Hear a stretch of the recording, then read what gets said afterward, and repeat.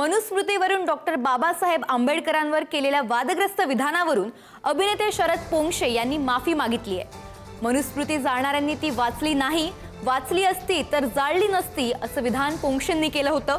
या विधानावरून वादंग निर्माण झाल्यानंतर आता पोंक्षेंनी माफी मागितली आहे। कुणाच्या भावना दुखावल्या असतील तर माफी मागतो असं विधान आता पोंक्षेंनी केलंय।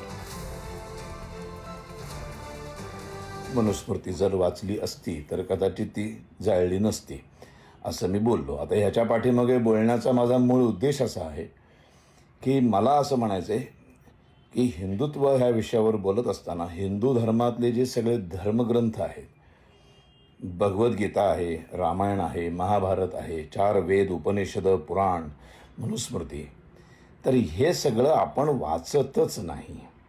हे जर वाचलं तर आपल्याला कळेल की त्याच्यामध्ये नेमकं काय म्हटलंय।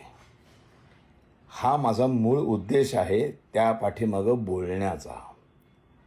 त्यामुळं मी असं म्हटलं की मनुस्मृती, वेद, उपनिषद, संपूर्ण भाषण यूट्यूबवर अवेलेबल आहे, तुम्ही ते बघू शकता।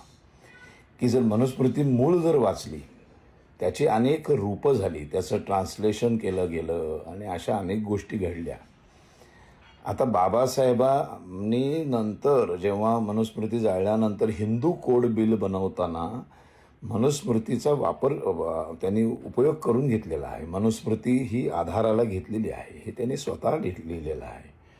पण तरीसुद्धा मनुस्मृती जर मूळ वाचली असती तर ती जाळली नसती या वक्तव्यामुळं जर कोणी दुखावले गेले असतील तर मी त्यांची क्षमा मागतो।